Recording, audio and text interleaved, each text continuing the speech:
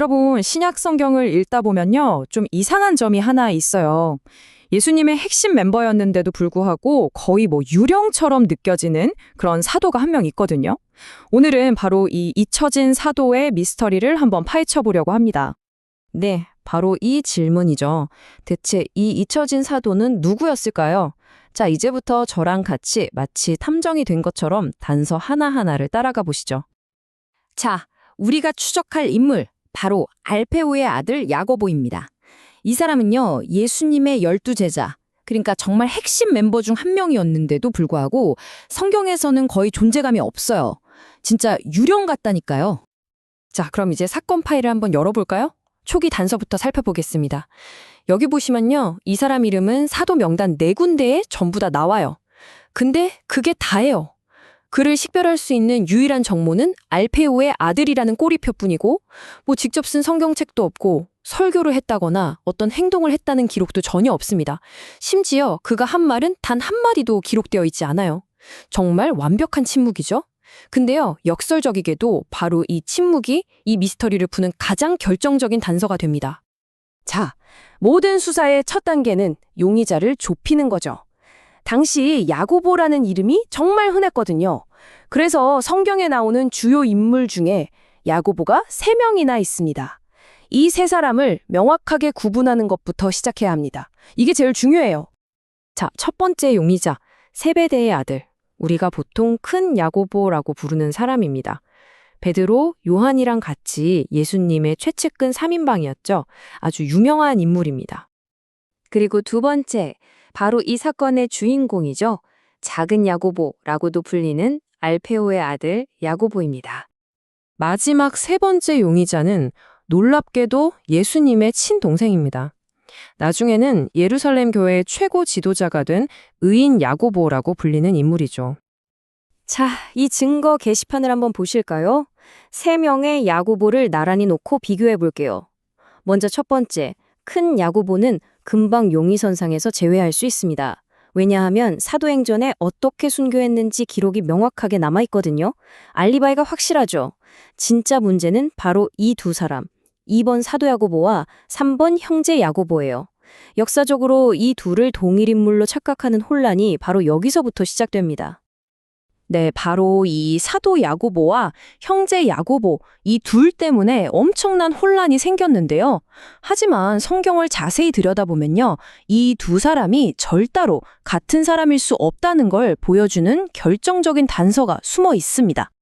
바로 이겁니다. 요한복음 7장 5절, 이는 그 형제들까지도 예수를 믿지 아니함이러라. 이게 바로 스모킹 건이에요. 생각해보세요.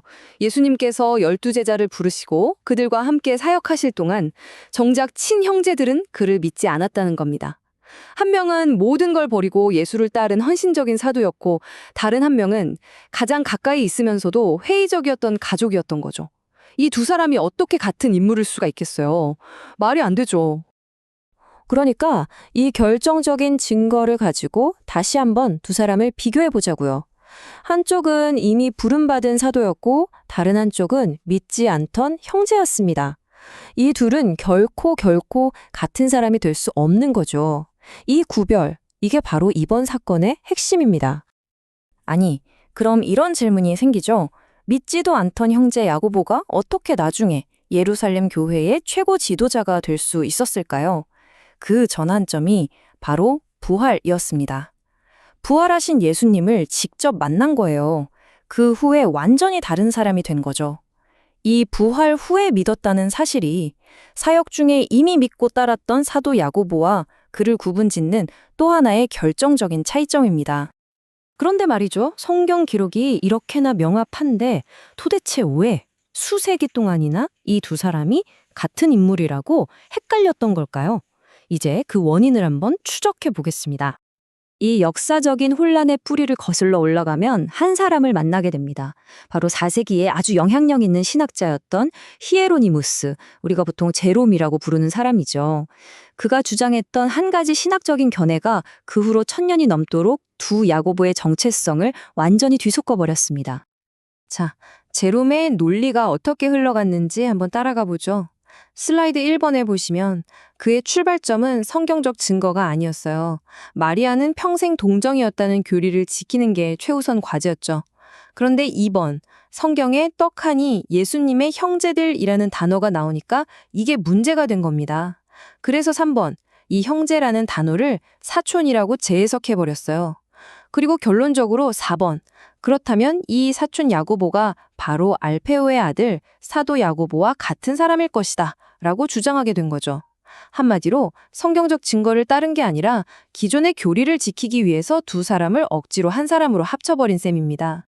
이런 신학적인 혼란은요, 실제 예술이나 상징에도 그대로 영향을 미쳤습니다. 원래 예수님의 형제인 의인 야고보는 빨래터에서 쓰는 방망이로 맞아 순교했다고 전해지거든요. 그런데 엉뚱하게도 이 세탁자의 방망이가 사도 야고보의 상징물이 되어버린 거예요. 두 사람의 정체성이 완전히 뒤죽박죽이 되어버린 대표적인 예라고 할 수 있죠.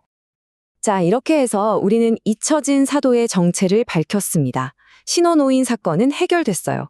하지만 여기서 진짜 중요한 질문이 시작됩니다. 왜 성경은 이 사도에 대해서 이렇게까지 침묵하는 걸까요? 그 깊은 침묵 속에는 대체 어떤 의미가 담겨 있는 걸까요? 바로 여기에 핵심이 있습니다. 성경의 침묵은 그가 무능하거나 중요하지 않다는 뜻이 아니에요. 오히려 그 자체가 아주 강력한 메시지를 던지고 있는 거죠. 그의 진짜 가치는 그가 뭘 했느냐, 어떤 대단한 업적을 남겼느냐에 있는 게 아니라 그저 예수님께 사도로 부름받았다는 그 사실 자체에 있다는 겁니다. 잊혀진 사도 알페오의 아들 야고보는요, 끊임없이 무언가를 해서 자신을 증명해야만 하는 오늘날의 우리에게 정말 큰 울림을 줍니다.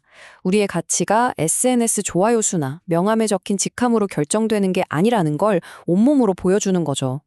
생각해보세요. 하나님의 나라는 스포트라이트를 받는 스타 플레이어들만으로 세워지는 게 아닙니다.